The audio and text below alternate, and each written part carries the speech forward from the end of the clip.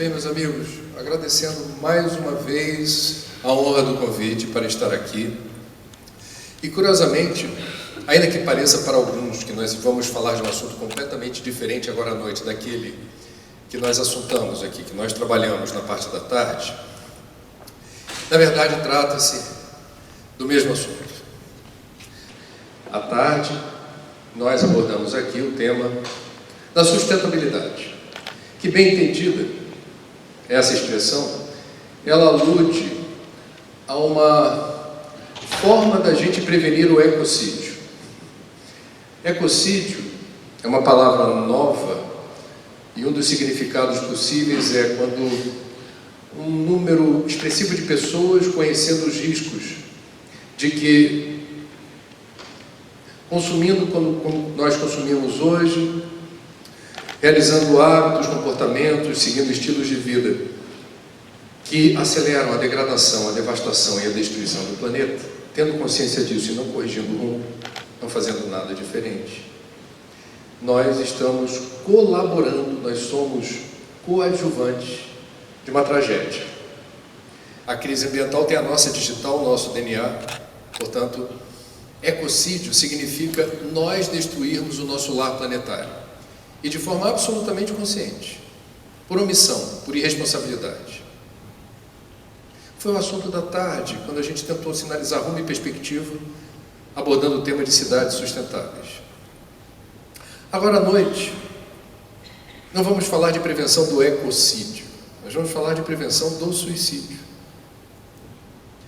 Nós vamos falar, portanto, se à tarde a gente estava falando de um problema que atinge a humanidade hoje no sentido coletivo, nós agora vamos falar de um problema que ganhou no século passado status de caso de saúde pública no Brasil e no mundo, a partir do risco do colapso no plano individual.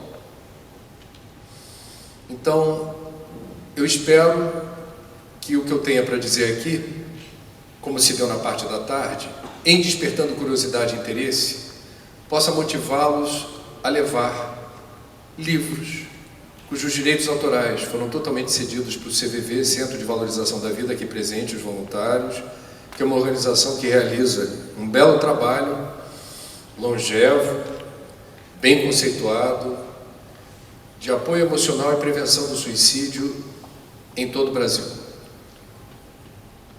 O assunto, portanto, que nós vamos tratar agora à noite, alude a uma dor invisível que oprime o peito, que estilhaça o coração e que leva muitos de nós a desistirmos da vida.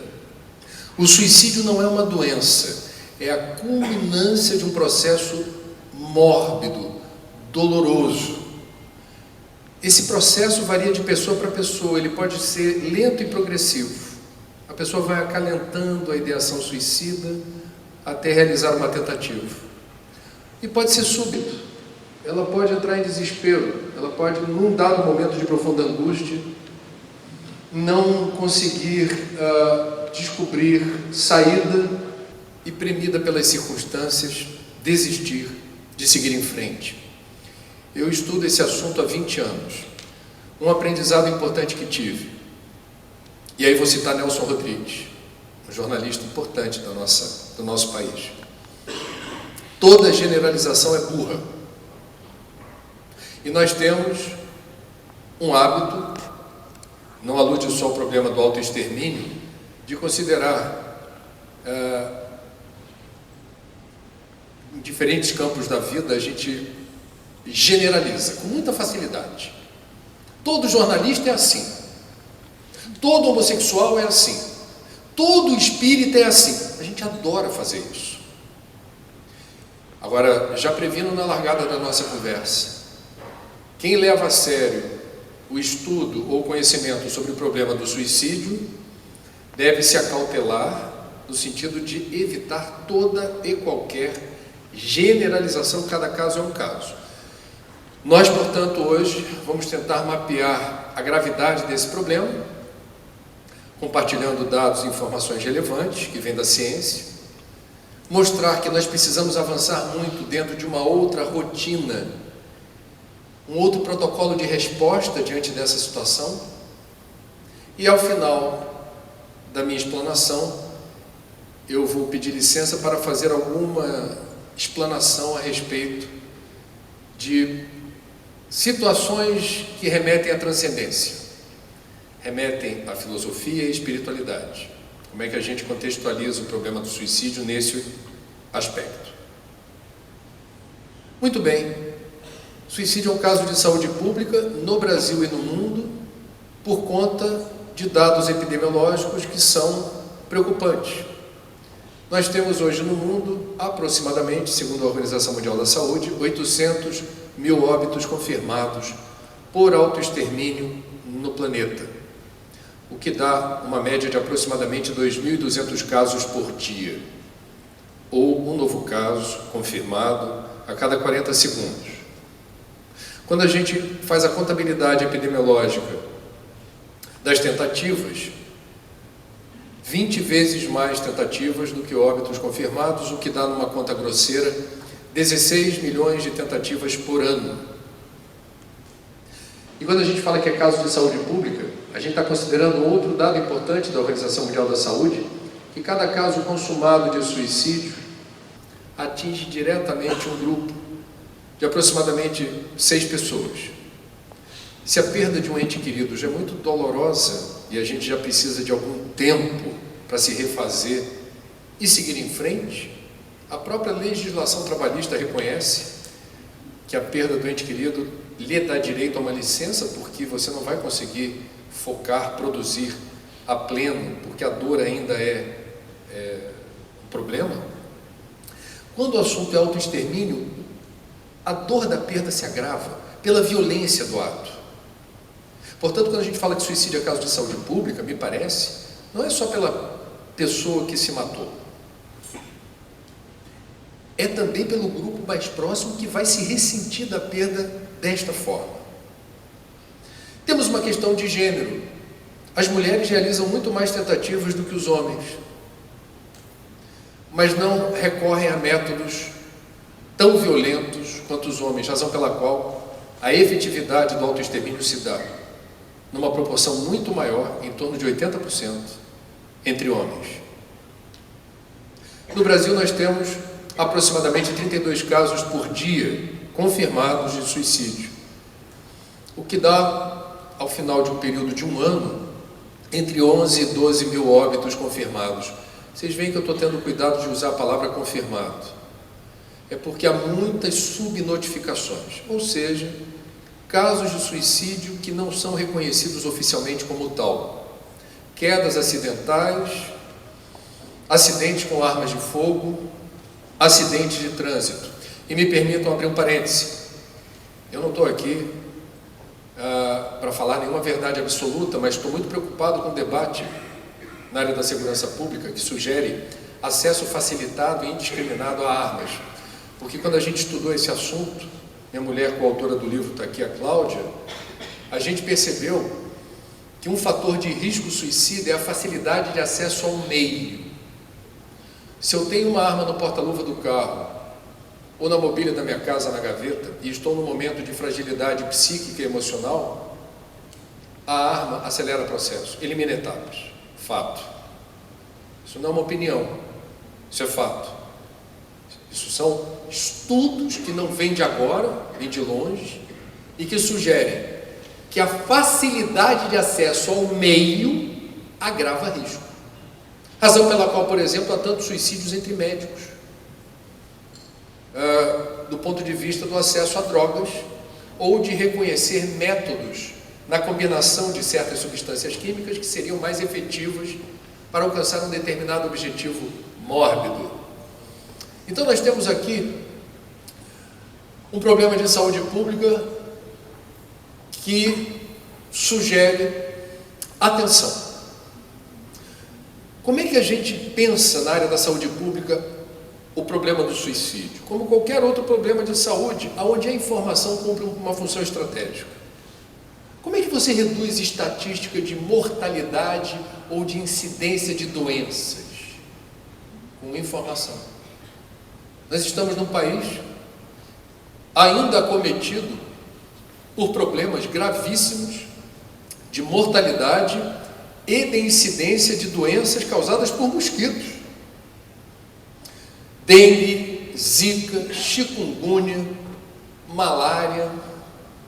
Os mosquitinhos estão aí. Há aqueles que dizem assim: tem que chamar o fumacê resolve. Tem que chamar as forças armadas para entrar na casa das pessoas e checar as coisas. Nada disso resolve.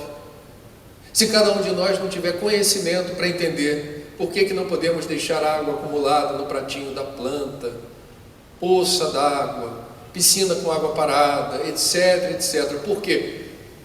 Porque não há forças armadas ou não há fumacê que dê conta de um país com mais de 200 milhões de pessoas, se cada uma delas não tiver informação para combater o foco de mosquito no seu perímetro. Simples assim. Informação não ajuda a reduzir apenas doenças transmitidas por mosquito. Ajuda a reduzir a incidência de diabetes, AVC, doença cardíaca, tuberculose, hanseníase, AIDS e doenças sexualmente transmissíveis. No Rio de Janeiro, não é só no Rio, mas no Rio a gente fez reportagens sobre o recrudescimento das estatísticas de sífilis, que era uma DST relativamente sob controle. E aí há estudos para verificar por que aumentou tanto. A resposta é simples: a promiscuidade de muitos jovens, no sentido de não se proteger numa relação em que você não imagina que o pior possa acontecer. Só que o compartilhamento de fluidos e secreções determina riscos elevados de contaminação de DST. A sífilis virou um problema, novamente no Brasil. E é curioso, a pessoa acha que é só uma doença venérea. Não, a sífilis tem impacto sobre o sistema nervoso, é gravíssimo, gravíssimo. O que está faltando? Informação para a garotada. Vai transar? Proteja-se. Faça algo saudável com segurança. Com segurança. Então a gente está colocando o suicídio na lista de situações que envolvem a área da saúde, onde a informação faz a diferença. E aí vamos quebrar aqui o primeiro mito. Uma pessoa que deseja se matar deixará de fazê-lo por informação? Cada caso é um caso. O livro que a gente está disponibilizando não é um livro de autoajuda, é um livro que ajuda a ajudar. A gente precisa de informação para saber se algo acontece conosco em relação a ideação suicida, uma tristeza persistente, algum estado, digamos assim, mórbido de consciência e de sentimento, que surge a ideia de que eu possa resolver esse problema me matando. Se eu tiver algumas informações, cada caso é um caso, é possível que eu pelo menos esteja aberto ou mais predisposto a não entregar os pontos rapidamente. Existe essa possibilidade. E o mais importante, a resposta é sim. Conhecendo os fatores de risco, entendendo como o fenômeno do suicídio se resolve caso a caso, aonde essa informação chega, nós conseguimos reduzir incidência de tentativas e casos confirmados de suicídio. Fato. Fato. Aonde isso acontece, as estatísticas caem. Não é um problema só de médico, não é um problema só para psicólogo ou psiquiatra. Nós precisamos criar redes de atenção e de acolhimento. Nós precisamos entender melhor o fenômeno do suicídio e eu muito brevemente vou tentar compartilhar algumas informações que podem ajudar. A primeira delas, e a fonte é a Organização Mundial da Saúde. Não menosprezar os sinais. Uma pessoa que comente com você, amigo, familiar, quem quer que seja: ah, cansei, não estou mais podendo, cansei de viver, para mim está bom. Se eu pudesse, eu me matava hoje. Uma pessoa que diga isso de repente no almoço, no passeio.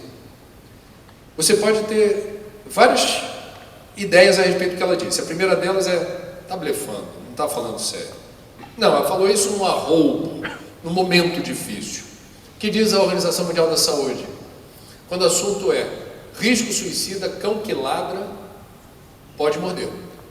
Na dúvida, se aproxima e cria um ambiente, é bem isso mesmo, acolhedor em que a pessoa possa se sentir à vontade para desabafar, colocar aquilo que está eventualmente lhe incomodando a ponto de ter falado aquilo. E se ela conseguir desabafar e falar o que está lhe acontecendo, e eventualmente confirmar, de fato, eu estou muito desanimado, eu confesso a você que eu estou repensando se vale a pena viver, não recrimine, não acuse, não amedronte, acolha, ouça e procure ajuda especializada. Não adie, não postergue. Procure um psicólogo ou um psiquiatra. Não tem dinheiro para o plano de saúde, procura um centro de apoio psicossocial, centro de atenção psicossocial. Conversa com um amigo seu que seja médico. Peça ajuda para a pessoa que relatou isso para você. É o primeiro ponto. Não dá para ultrapassar isso, ignorar isso. Alguém haverá de dizer: é um problema das pessoas de pouca fé. Quem tem Jesus no coração, quem tem a verdadeira fé, os espíritas então batem no peito: eu tenho a fé raciocinada, eu estou blindado, estou imune a isso. Isso é para os outros. Meus amigos, quem vos fala é espírita, poderia ser qualquer outra coisa. Eu não vou chamar de fé, que fé é uma palavra que tem o seu poder. Por exemplo, eu tenho uma crença que eu tento robustecer a cada dia. Nenhum de nós, a começar por mim, está imune do risco da ideação suicida. Eu tenho que ser suficientemente claro. Fé não tem nada a ver com isso. Já entrevistei, no final do ano passado, um padre pop, bonitão, cantor, Fábio de Mello, que aceitou dar entrevista para mim, para uma reportagem de 4 minutos, exibida na TV aberta, na TV Globo, sobre depressão e transtorno de ansiedade. Ele topou falar comigo sobre o quê? Sobre o pior momento da vida dele, acometido de transtorno de pânico, síndrome do pânico, e depois veio uma depressão profunda. E ele disse para mim: pensei em me matar. E fui atendido, fui socorrido, procurei ajuda. Estou em tratamento. Terminada a entrevista, porque eu não quis fazer essa pergunta gravando, achei que era um tanto invasiva, chamei ele no canto e falei: padre, eu tenho uma pergunta que eu queria fazer para o senhor agora. O senhor é um sacerdote, um homem de Deus, um padre. Onde estava esse Deus no auge da sua crise? E ele respondeu de bate pronto, sem pensar: Deus estava onde sempre esteve, eu é que não consegui acessá-lo. Portanto, não é uma questão de fé. Outro padre, Marcelo Rossi, acometido de depressão, procurou ajuda, tratamento, conseguiu sair do pior momento. Aí você vai dizer assim: mas os dois são pessoas dóceis, homem de fibra, quem tem ali, eu diria, coragem, vigor, não passa por isso. Eu perdi recentemente um amigo, Ricardo Boechat, conheci ele na TV Globo, um jornalista valente, bravo, e que peitava poderosos, empresários, políticos, um monte de processos que ele levou na vida, atuando como jornalista. Não sei se é do conhecimento de todos aqui, porque ele tornou público o que eu vou dizer, por isso eu vou compartilhar. Num dado momento, 2 ou 3 anos atrás, ele foi trabalhar na Rádio Band News, chegou de manhã cedo, se sentiu mal, taquicardia, sudorese, pensamento desorganizado, falou para o editor do Jornal da Manhã dele lá: eu não vou conseguir fazer o programa, não estou bem, chamem a minha mulher, que ele chamava de Doce Verusca. A Verusca foi até a Rádio Band News, viu que o marido estava realmente muito estranho, levou imediatamente no médico. Lá chegando, Boechat, com a dificuldade daquele momento, explicou exatamente o que estava sentindo, e o médico cravou, fez várias perguntas e falou: você está sofrendo nesse momento uma crise depressiva. Explicou o que era a depressão e ele iniciou ali um tratamento. O Boechat ficou 1 semana fora do ar. Ninguém na rádio explicou a razão pela qual ele sumiu. Os ouvintes logo especulavam: foi processado, foi afastado, está sendo punido pela direção, alguma coisa ele aprontou. Quando ele volta, ele toma a iniciativa, ele começava o programa dele na Rádio Bandeirantes, sempre com um editorial, ele falava o que ele quisesse, durante 5, 10 minutos. E ele resolveu contar exatamente o que aconteceu. Eu vim trabalhar semana passada e não consegui. Explicou isso que eu contei para vocês. O médico me explicou isso e aquilo. Eu tenho depressão. Eu estou em tratamento. Muitos especialistas na área do suicídio entendem que Boechat, naquele momento, dada a imensa audiência que ele tinha, realizou um serviço de utilidade pública, orientando muita gente que tem depressão e não sabe, a ter mais cuidado na hora de se sentir mal a esse ponto, sem procurar ajuda. Eu tenho muito orgulho de ter sido convidado no Rio de Janeiro nos últimos 3 anos para participar de 2 eventos inéditos envolvendo corporações militares. O primeiro deles, a Polícia Militar do Rio de Janeiro organizou pela primeira vez um evento no QG da corporação, na rua Evaristo da Veiga, no centro da cidade, num auditório gigantesco, só com soldados, praças, oficiais, para discutir pela primeira vez o problema do suicídio entre eles, porque os indicadores eram preocupantes. E no caso da Polícia Militar do Rio, como outras corporações no Brasil, não há número suficiente de psicólogos ou psiquiatras para responder à demanda da corporação. E o pior, há um tabu. Por quê? Porque quem é forjado na bravura e na valentia, o treinamento para você ser um guerreiro e combater o mal, nas resoluções em que o mal aparecer, você está preparado para ser um Iron Man, um homem de verdade, que ainda vão lhe dar arma e treinamento, e está preparado para tudo e para qualquer situação. Este homem, quando acometido de algum problema, algum transtorno, que o fragiliza, que o deixa vulnerável, ele não tem coragem de procurar ajuda dentro da corporação, porque ele se sente enfraquecido, e ele tem medo de que outros colegas saibam, ou de que quem o atender vá denunciá-lo ao comandante. Tem questões. Portanto, quando a Polícia Militar faz esse movimento, há aí o procedimento correto, que é o que se espera de uma corporação que não deve descuidar da saúde dos seus. Um ano depois, o Corpo de Bombeiros do Rio de Janeiro realizou o mesmo evento, fechado entre bombeiros militares, porque as estatísticas de suicídio também elevadas, acesso à arma, facilidade no meio, e lidar com fatores muito estressantes do dia a dia. E ocorreu uma situação engraçada, porque quando nós falamos para os bombeiros sobre as questões do suicídio, e eu reportei como era importante eles se darem conta de que não existem super-homens, todos somos humanos, portanto todos somos vulneráveis e todos estamos suscetíveis a momentos em que a nossa autoestima, a nossa vontade de viver, a nossa resiliência psíquica e emocional naufraga. Nós não somos menos homens, nem menos bombeiros, nem menos policiais. Isso acontece. E a gente precisa saber o que fazer. Falei com eles, sobe ao palco o comandante da corporação, para agradecer. Miguel, muito obrigado pelas suas palavras, foi importante ouvir, e eu queria contar uma história. Aí começou a contar uma história curiosa.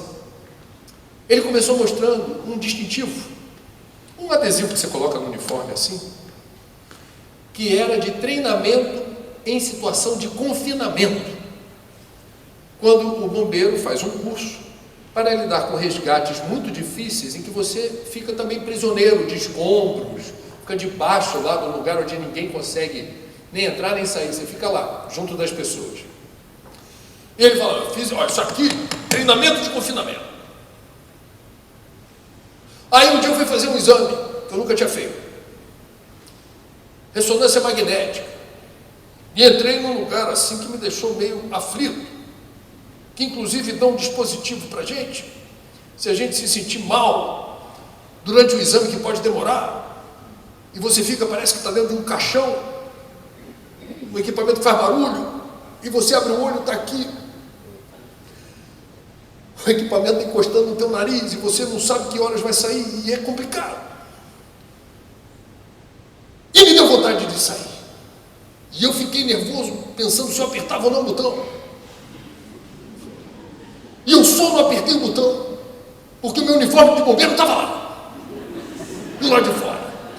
A plateia dos subordinados riu, vendo exposta a fragilidade do chefe, que, como eles, é humano e que está sujeito a isso. Todos nós estamos. Portanto, foi bonito o testemunho, porque em certa medida ele estava ali quebrando um tabu. Não existem super-homens, a começar pelo chefe. Portanto, é muito delicado, é muito difícil na área da saúde pública, quando a gente fala de prevenção do suicídio, quando você escolhe grupos que seriam blindados ou imunes ao risco suicida. Não existe blindagem. Mas existem os fatores de risco. E segundo a Organização Mundial da Saúde, eu vou citá-la como fonte, que é a organização mais importante do mundo na área da saúde pública, esses fatores já são bem conhecidos. Um dos fatores de risco importantes, e isso tem número, tem estatística, em 90% dos casos confirmados de suicídio, há uma intercorrência com psicopatologias, patologias de ordem mental, que são diagnosticáveis e tratáveis. Ou seja, de cada 10 casos consumados de suicídio, 9, em que os pesquisadores na área da saúde foram vasculhar a vida, o histórico clínico das pessoas que se mataram, verificou-se ali que elas tinham patologias de ordem mental, e rastrear as psicopatologias diagnosticadas e depois tratadas, há a possibilidade de você reduzir risco. Isso é importante. O principal fator de risco suicida, segundo a Organização Mundial da Saúde, é a depressão. Depressão a gente fala muito e pouco conhece. Tem pouca reportagem sobre depressão, e depois que inventaram um oráculo, que é o Google, muita gente faz pesquisa e acha que tem depressão. E já chega no médico dizendo: doutor, vou facilitar a sua vida. Eu já fiz uma pesquisa, eu só estou esperando o senhor me dar um remedinho para sair do buraco que eu estou. Primeiro problema do oráculo é um desrespeito com o médico, que estudou muito, principalmente na área da saúde mental, e descobriu que não há exames definitivos, não há resultados cartesianos que precisem que uma pessoa tenha ou não tenha depressão. Ele tem que aplicar uma anamnese, um questionário enorme, para chegar à conclusão que a pessoa, sim, tem depressão. Essa depressão se resolve em diferentes níveis, leve, moderado, grave. Tem que perguntar para a pessoa: está comendo bem, está dormindo bem, você trabalha, como é que é no trabalho, você sonha, que sonho é, como é que está o casamento, sua relação com os amigos, quais são os pensamentos recorrentes que você tem. É uma anamnese completa. Um ex-médico que eu tive no Rio de Janeiro me confidenciou que certa vez chegou um empresário bem sucedido dizendo exatamente isso: eu sei que eu tenho depressão, doutor, me dá um remédio. O médico responsável não vai fazer isso. Aplicou a anamnese e, entre as perguntas, quis saber onde ele morava. Ele morava num lugar do Rio de Janeiro onde não havia água encanada, era água de poço. E ele perguntou: você tem segurança de beber essa água? Não, lá no condomínio ninguém nunca passou mal. A última vez que ele levou para o laboratório tem 2 anos, está tudo bem. Eu quero um exame da água do poço que você bebe, exame de fezes, urina, sangue, tudo. Não demorou muito a descobrir qual era a causa da depressão do empresário, que dizia que tinha uma bela família, tinha um trabalho muito bacana, morava numa casa legal, tinha muitos amigos, mas não tinha ânimo para nada. A vida virou um fardo. Por isso chegou à conclusão de que tinha depressão.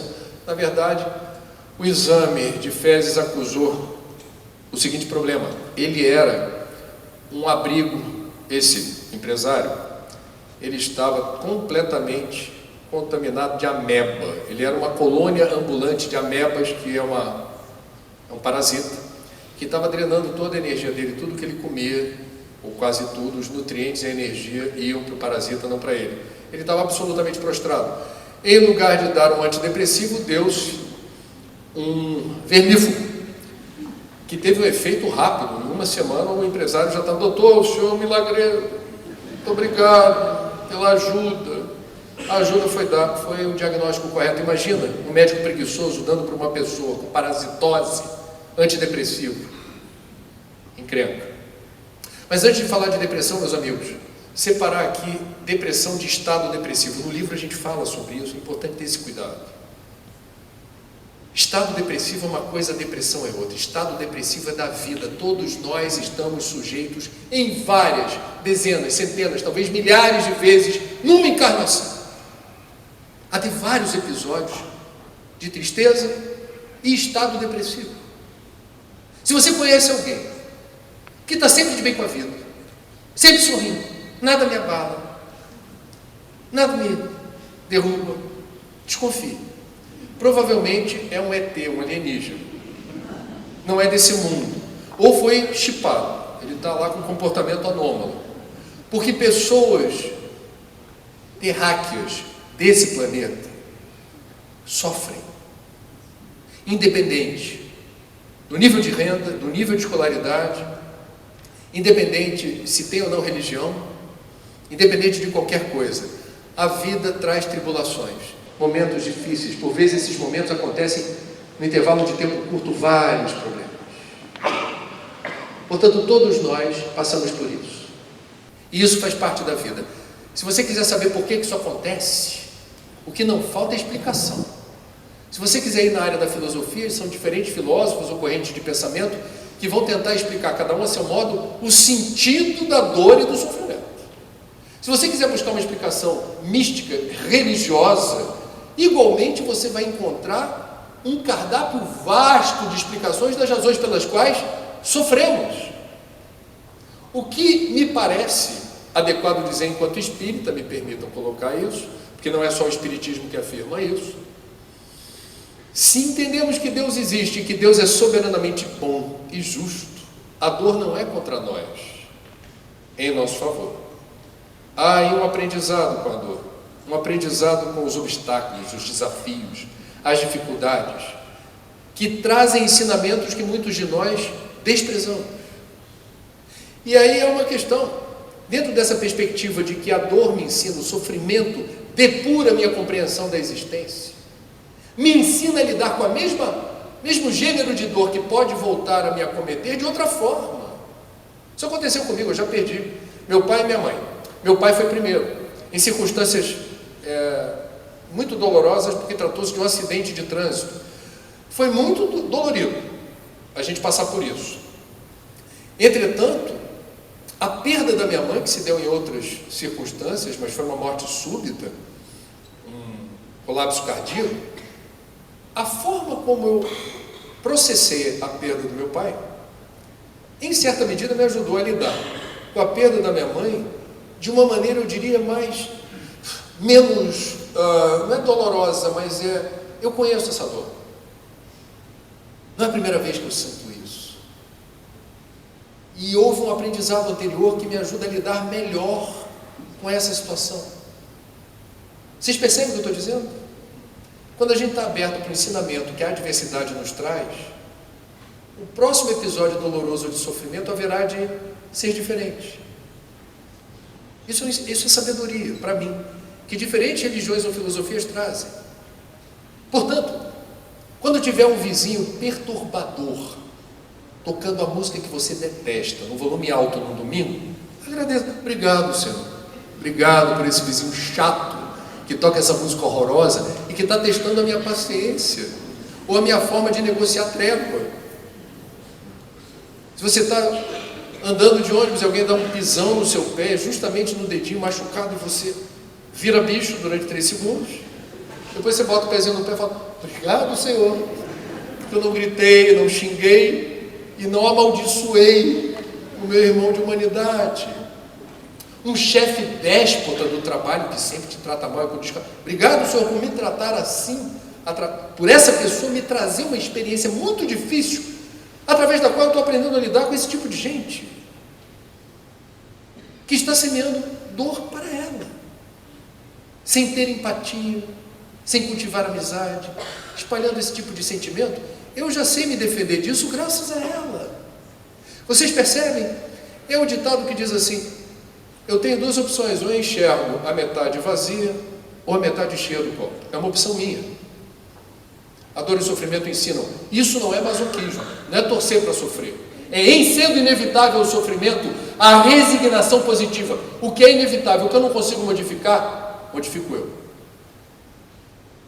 Se do lado externo não há o que fazer, o vetor virá para cá e como é que eu lido com isso? Isso é estado depressivo.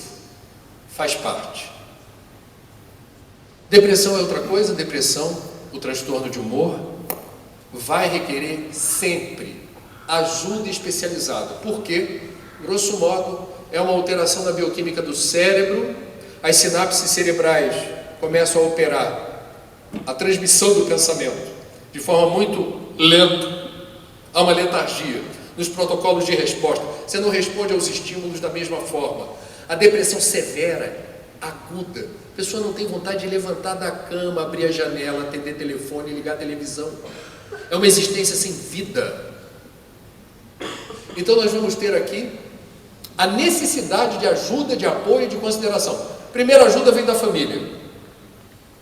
Que tipo de ajuda a família pode dar? Várias. A primeira delas, não é porque você não vê a pessoa, nenhum exame acusou o problema, que você não consegue enxergar o problema, que o problema não existe. A pior coisa que um depressivo pode ouvir de um familiar ou de um amigo é: levanta daí!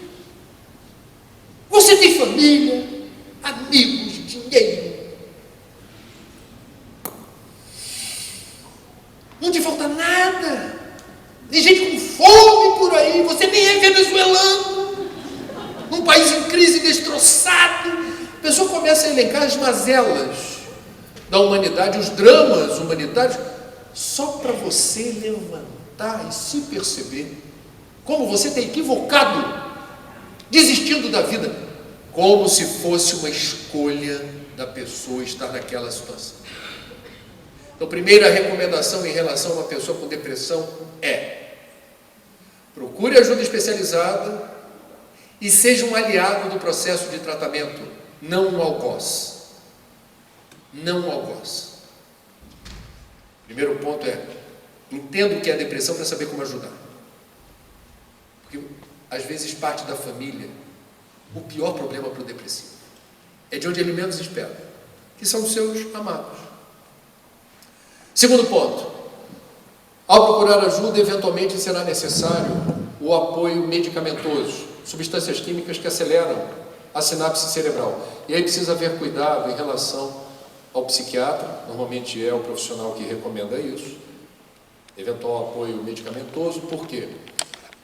Você precisa rastrear muito bem a situação clínica daquela pessoa, porque se além da depressão ela tiver a intercorrência de outra patologia de ordem mental, o antidepressivo pode ser um nutriente de um problema pior. Então o médico responsável, ele tem que mapear muito bem a situação da pessoa naquele momento para saber, bom, se eu estou seguro que não há intercorrência entre depressão e outra patologia de ordem mental juntas, eu vou de antidepressivo. Antidepressivo não é remédio para dor de cabeça, tomou, passou. Há quanto tempo eu levo? Cada um. Não existe uma depressão para todos, cada um tem a sua. Então tem que saber. Paciência. Quem receitou tem que monitorar e saber se a marca é adequada, se há respostas boas, terapêuticas, e se a dosagem também está funcionando. Eventualmente, essa combinação pode não funcionar bem, e aí haverá ajustes no processo. Isso não é ruim, não se sinta azarado. Mas foi acontecer logo comigo. Calma, vai dar certo. Tempo ao tempo. Nós não somos máquinas, nós somos humanos.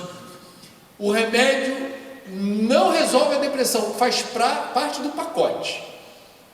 É um passo importante para você se reerguer, se levantar e seguir em frente. Quem puder, que faça associação do remédio, se esse for receitado, com o apoio psicológico. É uma bênção estar vivo nesse tempo onde há a ciência psicológica. Bem entendido, ou bem entendida, a psicologia funciona da seguinte maneira: o psicólogo é um facilitador. Ele está ali para fazer perguntas que você às vezes estranha. Me descreva o seu sonho. Me diga por que você ontem chorou quando eu falei isso. Por que você teve essa reação diante dessa pessoa ou desse evento? Situações que você não para pensar. O que ele está mapeando, o psicólogo? Teu lado oculto da lua, seu inconsciente. E ali há respostas importantes para saber por que você está desse jeito. Ele é um facilitador. O bom psicólogo nem dá mastigadinho o diagnóstico, dizendo assim: eu sei porque você está assim.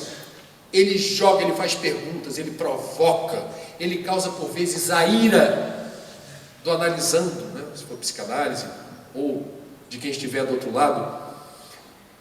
Ele irrita, ele faz rir, ele causa perplexidade até o momento do insight, da catarse, quando você realiza que tem uma resposta que faz sentido para você, e você reporta isso para ele. O bom psicólogo cria as condições para que você descubra exatamente o que lhe aflige. Quem vos fala já passou por isso mais de uma vez. Eu já procurei, e acho que é um mito no Brasil você dizer assim: só procura psicólogo que é maluco. Fake news. Ou você só procura psicólogo quando está num momento difícil. Falso. Faz parte do processo do autoconhecimento, dessa aventura maravilhosa de você se descobrir e saber quem você é. Muito bem.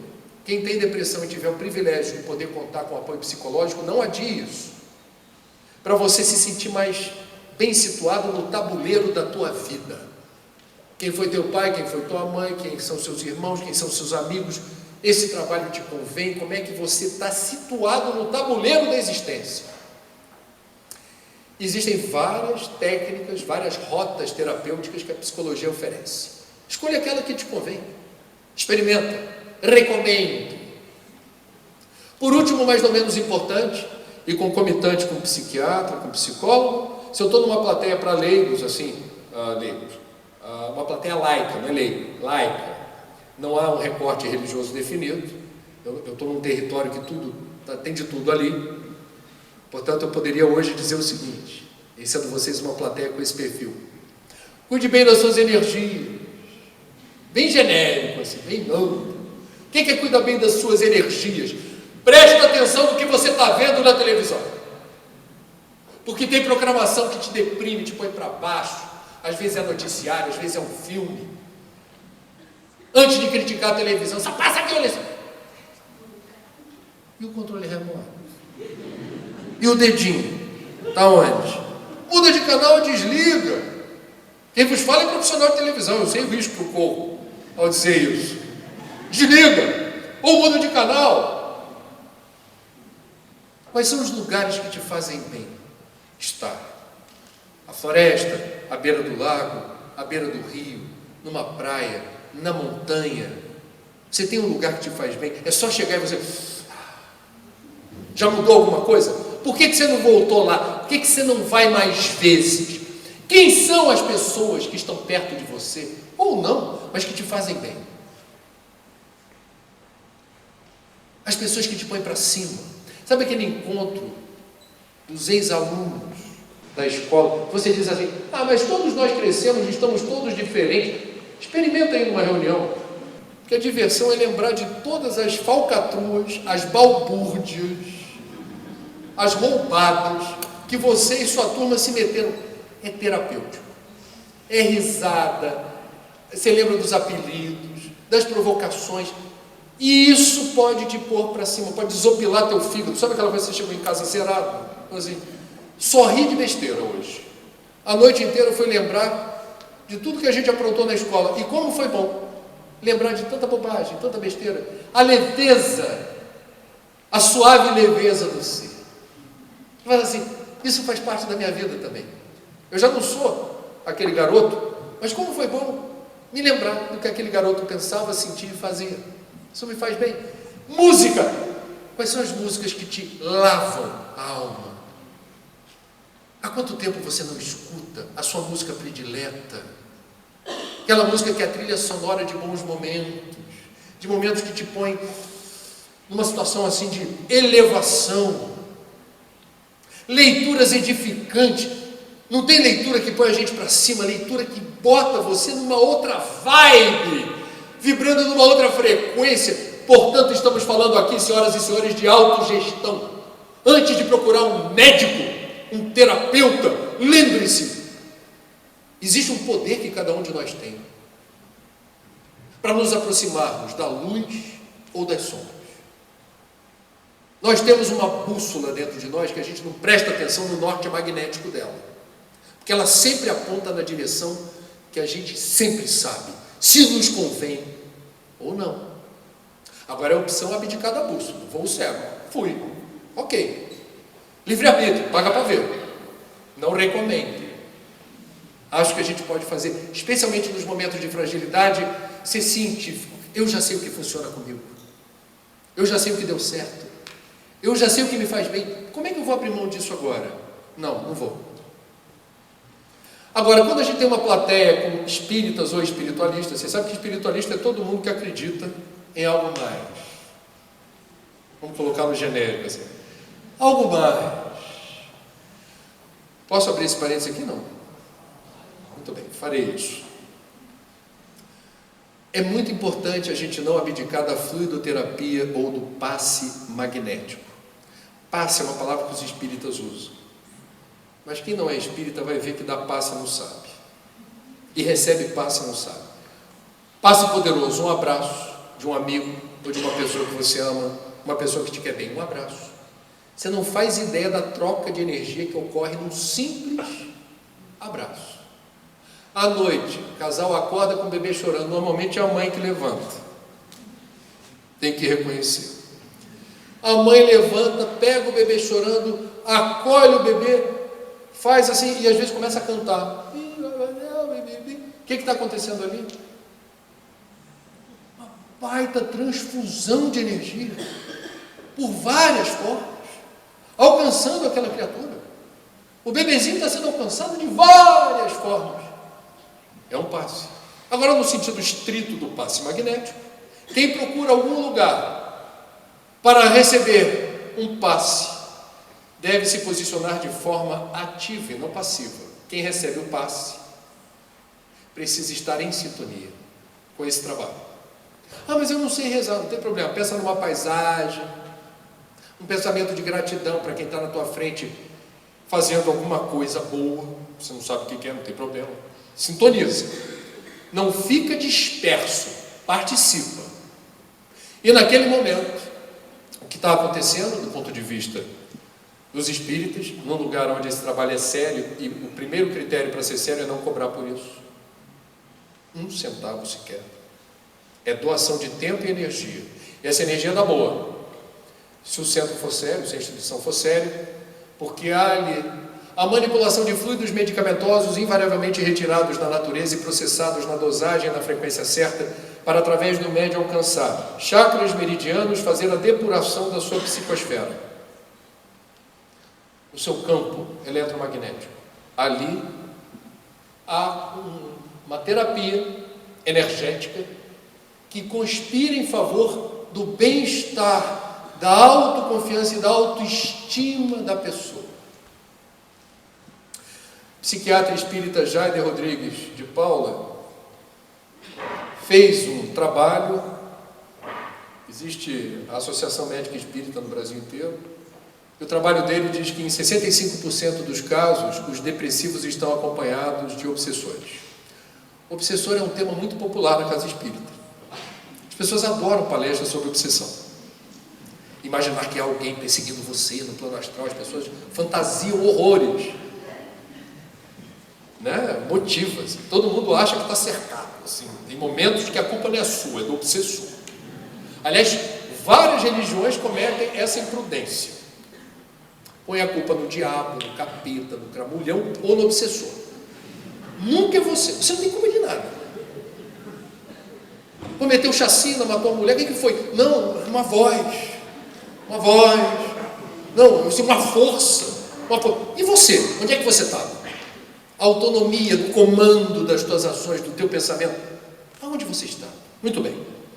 Do ponto de vista espírita, eu tive cuidado de me informar antes. A plateia aqui hoje teria mais ou menos espíritas da fé que está ajudando a divulgar. A gente está na presunção de que há muitos espíritas. A propósito, pesquisa Data Trigueiro. Quantos aqui são espíritas? Levanta o braço, por favor. Vixe! Então vamos lá. Agora não tem desculpa. Problema. As pessoas que eventualmente sabem que estão com obsessores pedem ajuda para se livrar logo do obsessor. Tira essa pessoa daqui. Qual é, do ponto de vista estritamente evangélico e cristão, o procedimento correto, se me permitem? Se há alguém perseguindo você, esse alguém tem os motivos ou as razões dele. E essas razões te expõem. Você é responsável por essa perseguição. Primeira providência. Ainda que você não se lembre, reconheça, admita que essa pessoa haverá de ter alguma razão de estar lhe perseguindo.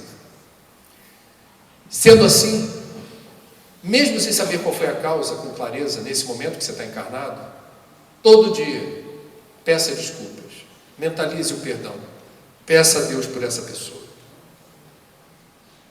Eu não vejo outro caminho mais terapêutico, saudável e eficiente de você começar a determinar uma desagregação dessa compulsão pela vingança que vem de alguém que você não está referenciando agora, mas ela existe. Essa diferença entre vocês já vem de longe. Portanto, procurar ajuda especializada significa diagnosticar a depressão, verificar se apoio psicológico pode acontecer junto com o eventual uso de medicação. Terceiro, cuide bem das suas energias, tome um passe e participe do passe. Segundo fator de risco, segundo a Organização Mundial da Saúde, depois da depressão, é o uso de drogas. Quando eu falo drogas, eu tenho certeza que a maioria de vocês associa as drogas ilícitas. Cocaína, crack, maconha, êxtase, anfetaminas, etc. Só que a Organização Mundial da Saúde não faz essa distinção. Ela simplesmente fala drogas. Significa que as drogas lícitas também são fatores de risco. E aí temos uma questão importante que é: o que é uma droga? É uma substância capaz de interferir no seu sistema nervoso. E ao acontecer isso, há o risco de dependência. Toda droga, por princípio, pode causar dependência. Portanto, o fator de risco é a dependência da droga. Toda droga pode causar dependência. Se a dependência se instala, temos a fragilidade, a vulnerabilidade. Na oscilação do êxtase, do barato, e depois no fundo do poço, quando a criatura se percebe refém da droga. Não é ela que domina a droga lhe domina. Ela acorda de manhã e a única certeza que ela tem do que será o dia é que ela precisará de mais uma dose, mais um contato com aquela substância. E isso é devastador para a autoestima. Só quem tem dentro de casa, ou já conheceu algum amigo, já teve algum colega de trabalho com dependência química, sabe o que eu estou falando, de como isso é devastador. Muito bem. Qual é o desafio que eu gostaria aqui de refletir junto com vocês? Salvo engano meu, o Brasil deve ser o país do mundo com a maior quantidade de farmácias por metro quadrado. Taquara também é? Je suis désolé. Qual é o problema da facilidade das farmácias? É que a gente começa a ter, digamos, a facilidade de acesso a meios de atenuar dor e sofrimento. Você lembra a pessoa que perdeu o pai, ou perdeu a mãe, ou perdeu o emprego, ou perdeu a saúde, ou perdeu o casamento, o cônjuge, e não admite sofrer, não quer sofrer. E ouve falar que um determinado remedinho faz você dormir que nem uma criancinha. E brasileiro adora burlar regras. Adoramos ter uma situação de vantagem sempre que possível. E isso acontece para a obtenção de certos medicamentos. Alô, Clube do Rivotril, está presente? Ok, não precisa levantar a mão não. Eu sei que está. Eu estou citando o Rivotril como um dos exemplos. É um medicamento que, se receitado de forma ética e profissional, cumpre a sua função de ser uma droga do bem. Entretanto, muitos de nós tomam isso como se fosse mel.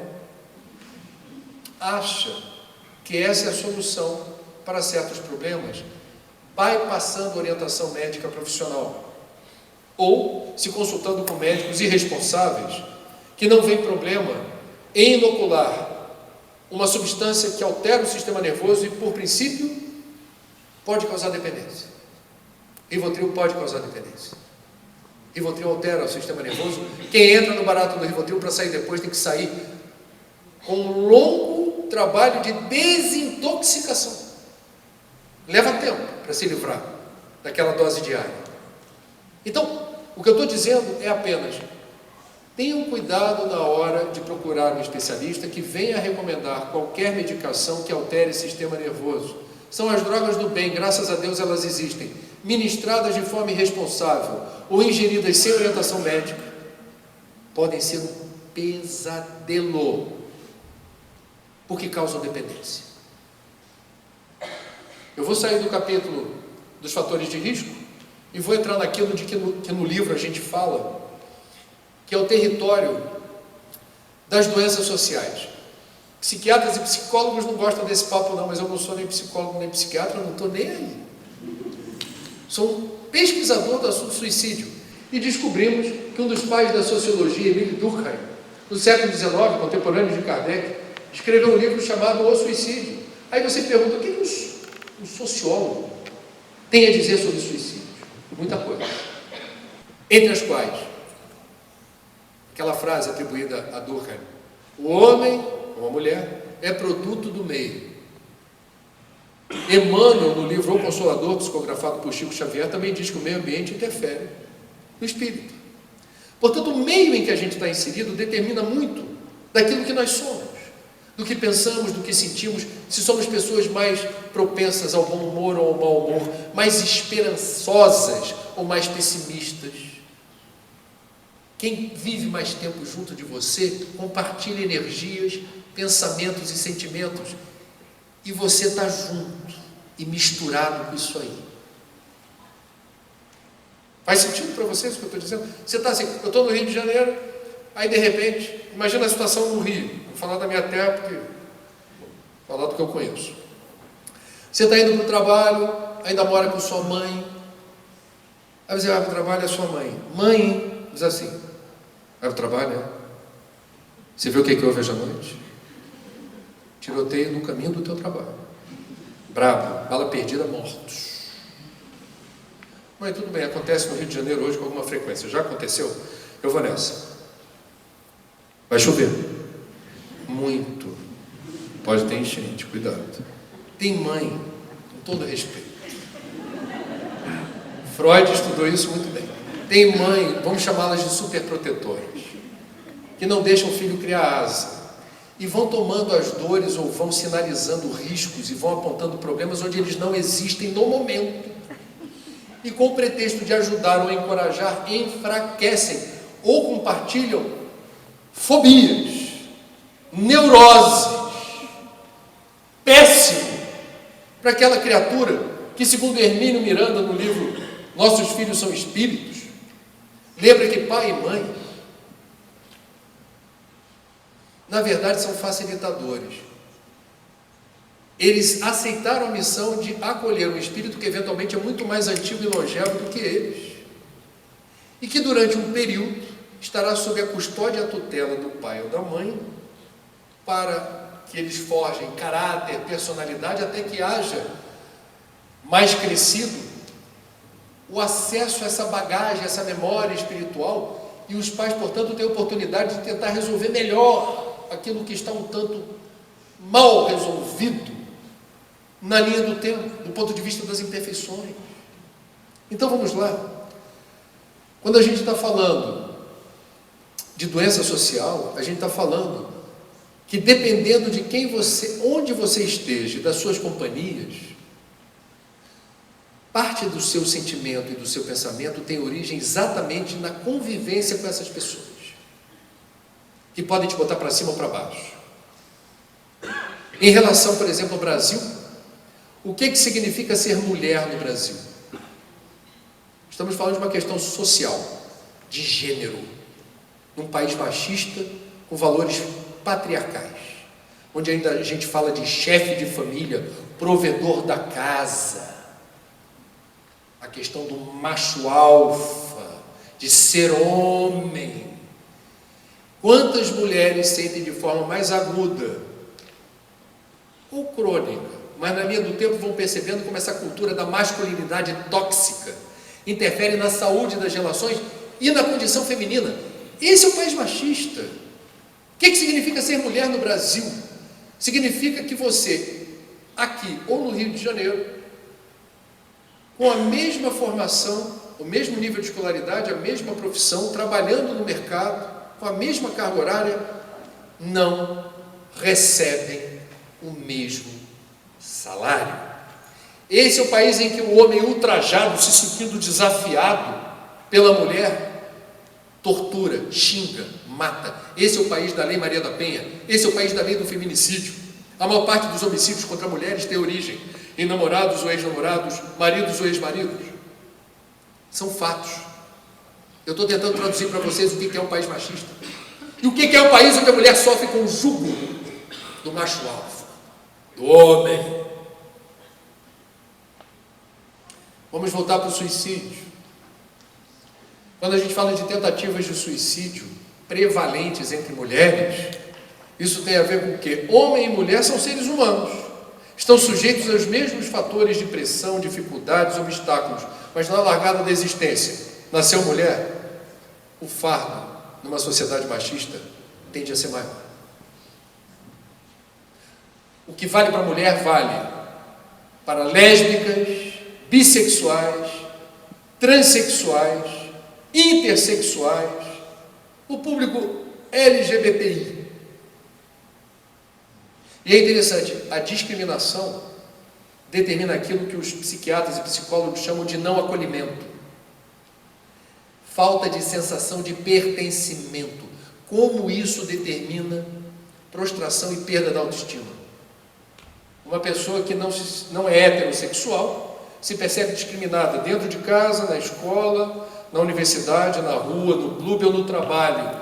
Um dia ela chega em casa e diz assim: eu vivo num mundo que não é o meu, ninguém me aceita como eu sou, acham que eu escolhi isso, só que eu sou assim. Portanto, meus amigos, eu tenho muito orgulho de ser espírita nesse sentido, porque apesar de haver no movimento, não na doutrina, no movimento preconceito, ele ocorre numa escala muito menor do que em outras tradições que se dizem cristãs. Porque a gente sabe o que é a identidade espiritual, que é assexuada. Espírito não tem sexo. E na linha do tempo, eu que sou homem, já fui ou serei, em alguma encarnação, mulher. A evolução não prescinde da experiência em diferentes campos da sexualidade. Há um aprendizado da mulher, por exemplo, que o homem precisa passar por isso para descobrir o que é, por exemplo, a gestação e o parto. Eu não quero conscientemente isso, não escolheria. Homem é frouxo, para dor. É uma experiência.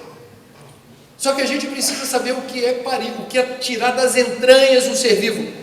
Isso modifica. As mulheres que têm essa experiência dizem: é uma experiência única, é uma experiência transformadora, é uma experiência que revoluciona a tua forma de pensar, sentir e ver o mundo.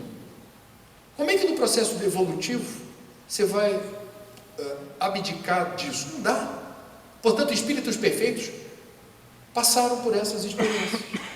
Qual é a nossa missão enquanto espíritas cristãos em relação a quem não é hétero? Respeitar e acolher. Não xingar, não ter preconceito, muito menos intolerância. E muito menos usar o Evangelho de Jesus para justificar perseguição, estigma. Cura gay é coisa medieval. Não faz sentido imaginar que exista alguma possibilidade terapêutica de você corrigir uma orientação sexual. Isso é uma violência. Isso afronta os direitos. Muito bem. Fazendo a transição daqui a pouco para o Espiritismo, resta dizer que a suicidologia, que é uma área nova da ciência, que pesquisa e mapeia o fenômeno do suicídio, tem muitas perguntas, porque é uma ciência recente, algumas poucas certezas. Uma delas, não é possível afirmar que uma pessoa que se mate ou que realize uma tentativa faça isso movida por apenas um motivo, uma razão. Por que aquela pessoa se matou? Aí alguém haverá de dizer, por exemplo, descobriu-se traído pela pessoa amada. Aí todo mundo vai comprar essa versão e dizer assim, pois é, descobriu-se traído e se matou. Bom, em sendo verdade que uma pessoa traída sofre o suficiente para se matar, muitos de nós não estaríamos hoje aqui. O Instituto Data Trigueiro não vai fazer nenhuma pergunta nesse sentido. Mas eu acho que vocês entendem o que eu quero dizer. A dor da traição é terrível. Daí a dizer que uma pessoa que se descobriu traída se matou, isso é motivo suficiente, é falso. Então o que o suicidólogo haverá de pesquisar e ele pesquisa? Por que existem pessoas traídas que se matam e outras que não se matam? E aí você vai procurar na biografia da pessoa vários episódios ou várias formas de pensar e sentir dela. Vou citar duas aqui. Este que se matou porque se descobriu traído, como foi a infância dessa pessoa? Ela teve uma infância com amor, colo, afeto, carinho, atenção, respeito, olho no olho. Aquela sensação de família. Aqui é o seu lugar no mundo. Eu estou aqui para te proteger e te acolher. Conta comigo para o que der e vier. Cumplicidade. A cumplicidade de verdade. Não é aquela história assim, momento família. Todo mundo no sofá vendo a novela das 9. Isso não é momento família. Momento família é, estamos aqui juntos, conversando à mesa, trocando ideias. Aí o WhatsApp fez clim, aí você... Lá em casa eu posso confidenciar assim, nossas filhas, 18 e 20 anos, 18 e 21. Como toda jovem dessa idade, tem lá sua relação com o mundo digital muito exacerbada. Mais uma vez, na hora do almoço, quando estamos juntos à mesa, eu falo com a Cláudia assim, olha, importante hoje, né? A gente troca umas ideias, a estratégia na hora que uma delas fraquejar. Como é que a gente reage? Porque pior estratégia é reprimir, confiscar, sabe? Isso daí não funciona. Então temos que ter estratégias amorosas. Então teve uma vez que aconteceu, acho que foi com a Raquel. Ela veio no telefone e falou, filha, podemos neste momento, pelo menos, deixar de lado o aparelhinho para aproveitar essas raras oportunidades de estarmos juntos.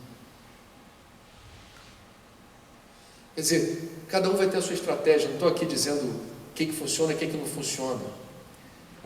Confiscar ou proibir, eu não recomendo, eu recomendo negociação.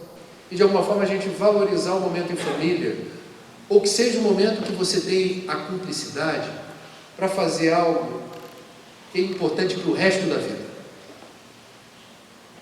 Eu, como disse, já perdi meu pai e minha mãe, e devo confidenciar a vocês, há momentos de aperto na vida, sofrimento, que do nada eu lembro espontaneamente de situações com eles que não é propriamente o que eles falam para mim, são gestos. É o momento de um abraço, de um colo, de um aperto de mão, de troca de carinho físico. Mas não é só o físico, é o que está embutido na relação, é o que está embutido no abraço. Essa energia te acompanha o resto da vida. E quando você acessa essa memória, é um outro abraço, é um outro beijo, é a presença. Aí eu estou dizendo isso agora por quê? Quem teve afeto, carinho, colo, acolhimento na infância, não é que esteja livre do risco suicida, mas se reduz risco. Para quem experimentou preconceito, rejeição, falta de acolhimento, sentimento de rejeição machuca demais. Desculpa a franqueza, todos nós estamos sedentos de atenção. Não é vaidade, não. É atenção amorosa. Passar despercebido. Sabe quando você passa por alguém não percebeu você? Não machuca? Eu estou invisível? Quer fazer uma boa ação? Eu sempre presto atenção quando eu vou no banheiro da TV Globo e tem um funcionário terceirizado da limpeza que é absolutamente invisível. Ninguém vê, ninguém cumprimenta. Você vai lá, faz o seu servicinho, lava a mão e sai. Ninguém olhou para ele. Eu estabeleci de um tempo para cá, falei assim, é obrigação minha. Aonde eu cruzar com uma criatura absolutamente ignorada por dezenas ou centenas de outras pessoas, por caridade, eu me sinto no dever de dizer, boa tarde, meu. Boa tarde. E por vezes é indisfarçável o susto. Me descobriu. Eu faça o teste. No Rio de Janeiro, os garis têm a cor abóbora. Vamos combinar? Tem várias cores no universo. A abóbora não dá para não prestar atenção. Numa cidade solar como o Rio de Janeiro, a abóbora reluz, ofusca. Os garis estão ali fazendo o trabalho dele e as pessoas passam indiferentes. Tanto o gari quanto o funcionário terceirizado da limpeza realizam um trabalho absolutamente nobre, urgente, sanitário, que permite que a gente transite pela cidade ou passe por um banheiro em condições dignas. O salário que eles ganham, gari ganha bem no Rio, tá? Mas o funcionário terceirizado da limpeza certamente não ganha bem. O salário que ele ganha não corresponde à importância do trabalho dele. E ele ainda é desprezado, ignorado, invisível. Boa tarde. Boa tarde. E se der vontade, ainda emenda. Parabéns pelo teu trabalho. O banheiro está outra coisa. Que cheirinho gostoso que está isso aqui. O que você quiser falar, saiba que isso fica registrado. Imagina essa criatura chegando em casa, um homem, funcionário da limpeza chegando em casa, a mulher pergunta, como é que foi o trabalho hoje? Ele não tem feedback. Ninguém disse para ele se o trabalho funcionou ou não. Bom, portanto, nós estamos aqui falando de acolhimento, atenção, afeto, isso fica, marca. Aquela pessoa que se matou por se sentir traída, que outro aspecto pode estar agregado ao suicídio que foi cometido apenas pela traição? Suicidólogos dizem que não e também confirmam. Quando uma pessoa acredita numa força superior,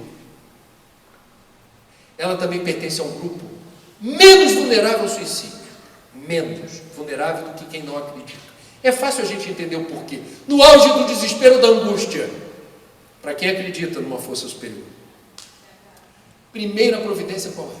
Senhor, cadê você?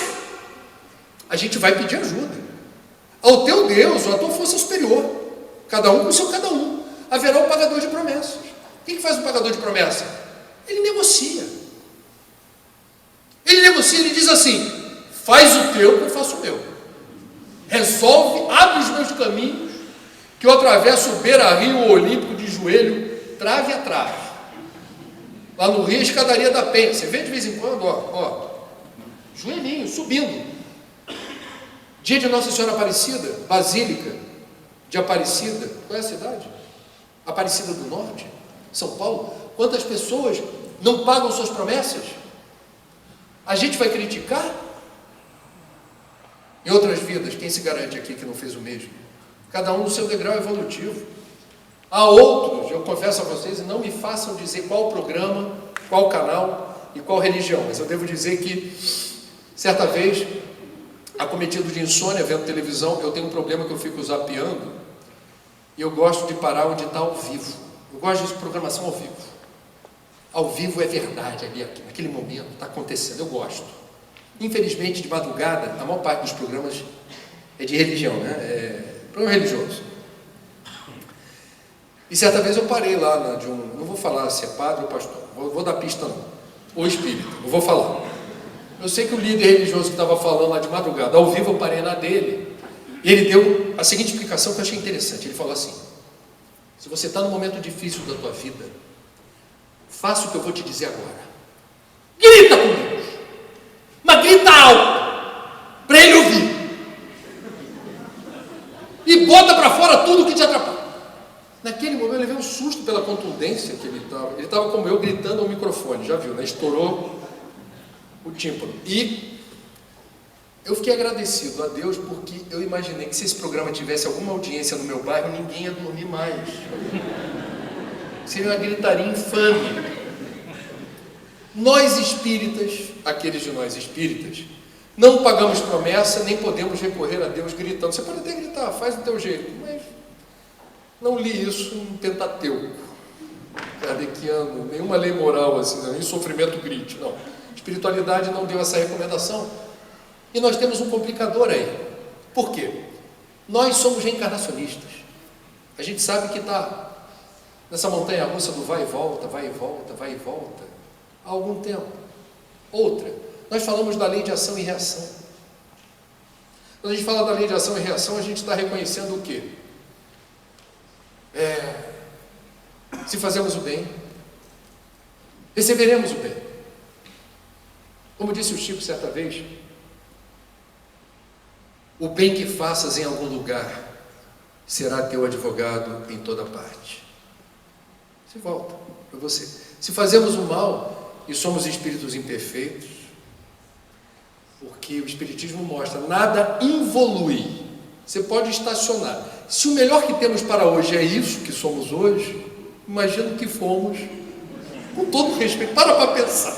Se o melhor que nós temos é isso que somos hoje, o que já não fomos. Então, pela lógica, faz sentido a frase que foi psicografada por Divaldo Pereira Franco, por um parceiro meu, desse projeto de prevenção do suicídio, Marcelo Ribeiro, que disse certa vez o seguinte: não somos outros espíritos, somos os algozes do passado, travestidos de vítimas do presente. A frase é inspiradora, porque nós nos vitimizamos sempre. Sempre achamos que estamos em desvantagem, que Deus não é generoso o suficiente, que a vida é deveras difícil, repleta de obstáculos que os outros não têm. É ou não é? Estamos sendo justos? Talvez não. Portanto, nós espíritas precisamos ter essa cautela antes de amaldiçoar, antes de resmungar. Há uma história muito interessante, essa também psicografada pelo Chico, o livro agora não me vem à memória, mostrando um sitiante no Brasil, no século XVIII ou XVII, que tinha a operação de um canavial, produção de cana-de-açúcar e seus serviçais, e incomodado com o que ele achava que era a leniência e preguiça de um serviçal que reiteradas vezes não trabalhava como ele achava que devia, pega o braço desse serviçal e coloca na moenda da cana, estilhaça o braço desse homem, que fica literalmente impossibilitado de usá-lo o resto da vida.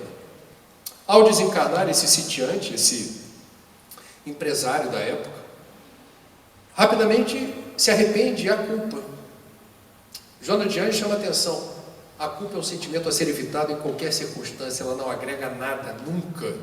O arrependimento não.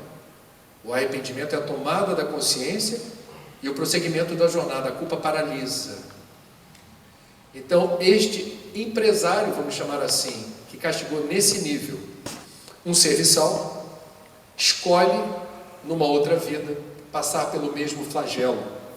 Ocorre que ele reencarna espírita, é dirigente de casa espírita, um trabalhador abnegado, trabalha no setor têxtil, inadvertidamente sofre um acidente que esgarça o braço, ele é levado para o hospital e perde um dedo. E ele fica absolutamente ressentido no seu íntimo, porque ele se julgava uma pessoa de bem, que praticava caridade, que ajudava os outros sempre que podia, que fazia tudo o que estava ao alcance dele em favor da comunidade, e ele não consegue entender no seu íntimo a razão pela qual sofreu aquele acidente severo, que segundo o médico, por sorte, não perdeu o braço, perdeu apenas um dedo, haveria alguma sequela, mas o braço não estaria totalmente inutilizado.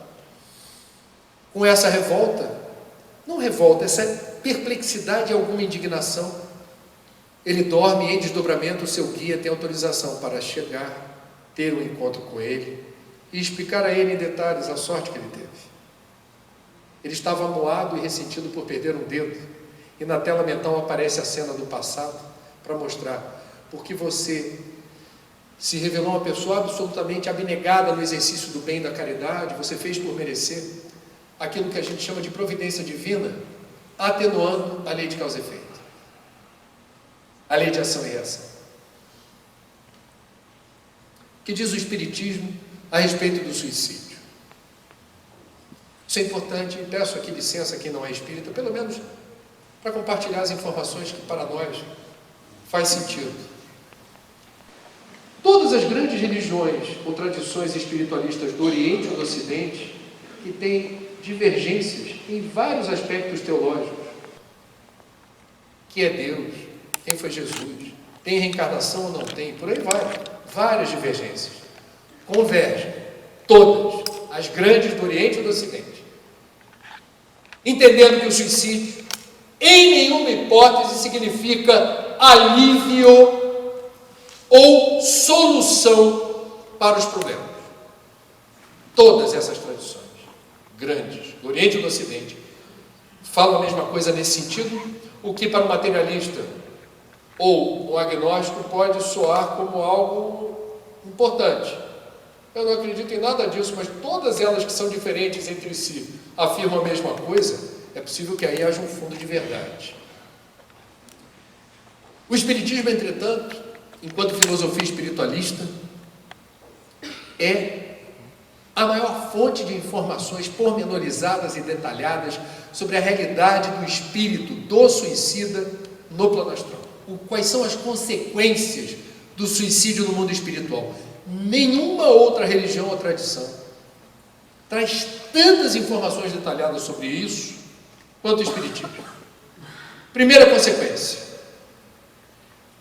o suicida se descobre vivo. A morte não existe. E há um agravante: a dor que o suicida causa a familiares, amigos, colegas de trabalho, vizinhos, posto que o pensamento e o sentimento não são abstrações para o espírita, tem força e direção. Quando você sofre por alguém, esse alguém recebe o sofrimento. Quando você tem raiva, ódio, ira em relação a alguém, esse alguém recebe como petardo essa informação. O suicida que está sofrendo e procura resolver o seu problema dessa forma, descobre-se vivo, do lado do corpo morto, e recebendo o sentimento de dor ou de revolta dos entes queridos, da família, amigos, colegas de trabalho. Essa é a primeira decepção. Ele vê agravar-se a situação de quem é portador. Segundo problema é apontado de forma clara e objetiva por dona Ivone Pereira no livro Memórias do Suicida. Por que que o espírito do suicida não consegue se desvincular tão rapidamente do corpo físico? Essa é uma questão interessante. Alguns dirão: castigo é a punição de Deus. Deus é soberanamente justo e bom. Não há punição ou castigo. É a mesma coisa que você dizer que um garoto pequenininho que bote o dedo numa chama de uma vela, quando queima o dedo, Deus castigou. Isso é um pensamento arcaico, medieval. Houve um encontro ali de uma estrutura de carbono cheia de nervos, chamada dedo, um elemento primordial da natureza chamado fogo. Alguém ganha essa briga. Quem ganhou foi o fogo, doeu. Au! Não há castigo, não há punição. Por que que o suicida, invariavelmente, se vê numa situação muito difícil de estar vinculado ainda ao corpo de carne que caiu morto? Mas na natureza, o processo de decomposição gera outros fenômenos. E dona Ivone Pereira explica por que que se dá esse flagelo da irradiação da sensação do corpo no espírito imortal, ainda vinculado a esse corpo. Por que que há esse vínculo? Ela lembra, dona Ivone, que nós temos a cada encarnação um estoque de combustível para suportar a vida em mais uma existência na Terra. Chama-se fluido vital. Esse fluido vital é dosado de acordo com o tempo de vida que cada um de nós terá na Terra. Todos nós, para quem não sabe, eu vou dizer. Prepare-se. Temos prazo de validade. Ok? Eu não sei qual é o meu, não sei se alguém aqui sabe. Ele é negociável. A espiritualidade atua no sentido de, eventualmente, precipitar o retorno à pátria espiritual, porque a pessoa está se endividando progressivamente. Está na hora de subir ou descer. Aí tu não fica. Ou prorrogar aquela existência, porque ela está sendo importante dentro de um planejamento que alcança terceiros, nos dois planos da vida. Então você prorroga, dá um input lá, um aditivo. Nós temos prazo de validade. Quando o suicida desiste daquele projeto e o corpo tomba, ele tomba com um estoque residual de fluido que não foi ainda utilizado. Esse fluido determina a vinculação de um corpo que não foi programado para partir daquele jeito, naquele momento, posto que tudo no universo tem uma hora certa para acontecer. Nenhuma folha se desprende do alto de uma árvore sem que tenha chegado o momento daquilo acontecer. Portanto, o livre-arbítrio é soberano. Uma pessoa decidiu se matar, como se isso fosse possível. Ela tem esse poder, mas arcará com as consequências, como o garoto que coloca o dedo no fogo. E a consequência é, ainda há fluido vital, promovendo a sensação que emana de um corpo em decomposição, algo que Dona Ivone diz que não há palavras conhecidas em nenhum vocabulário para explicar o que é isso, que gênero de sofrimento é esse. Uma outra questão importante é essa revelada por Chico Xavier, que está no livro, numa entrevista a Hebe Camargo. Vejam vocês, que encontro. Eu perdi essa, eu só vi a transcrição. Hebe entrevistando Chico. E o que saiu do encontro? Uma das perguntas foi sobre suicídio e Chico elucida a questão nos seguintes termos: o método empregado para aniquilar as forças físicas deixa sequelas no perispírito. Uma pessoa que queira, por exemplo, destruir o centro do sistema nervoso com um projétil. O perispírito dessa pessoa guarda o ferimento causado pelo projétil. Em boa parte dos relatos mediúnicos, inclusive, esse momento fica voltando, ele fica revendo, sentindo novamente essa sensação e o desconforto daquilo está causando dor, está sangrando. É uma ideação que persegue o suicida. Há um abalo na estrutura do perispírito. Como resolver isso no plano espiritual? E Chico explicou. Haverá a necessidade de uma ou mais encarnações para que esse ferimento que atingiu o perispírito seja registrado no corpo físico, como se o corpo físico fosse um fio terra. Você depura o corpo espiritual, transferindo para o corpo físico a sequela desse ferimento. Como é que essa sequela se manifesta no corpo de carne de uma encarnação vindoura? Muitos, não todos, muitos casos de loucura ou idiotia têm origem exatamente na forma como se deu o abalo no perispírito, na matriz do corpo físico. Portanto, você não tem mais o comando do sistema nervoso numa determinada encarnação, porque o corpo físico registra o ferimento que ficou sequelado no perispírito. Certos casos graves no aparelho respiratório, enfisemas não causados por tabagismo, podem ter origem nas sequelas causadas pela inalação de gás ou pelo afogamento em águas doces ou salgadas. Comprometeu. A morte física se deu a partir da saturação de água ou gás nos alvéolos pulmonares. Ficou a sequela. Como é que se cura? Como é que se resolve? Haverá uma encarnação que isso deverá ser transplantada para o corpo físico. É muito interessante esse estudo. Uma pessoa que resolva se enforcar e quebra o pescoço, uma vértebra ficou ali absolutamente fraturada, quebrou. Essa vértebra, numa outra encarnação, virá muito fragilizada. Enquanto certos operários caem de um 10º andar de um prédio em obras e são levados para o hospital assim: torci meu tornozelo, que droga. O cara renasceu. Outros que caem da cadeira ou tombam na rua, caem de mau jeito, ficam tetraplégicos. Nossa, que Deus é esse? Como é que isso aconteceu? Tem uma história aí que a gente precisa ter cuidado. O espírita tem esse cuidado de não fazer pré-julgamentos, entender o contexto histórico.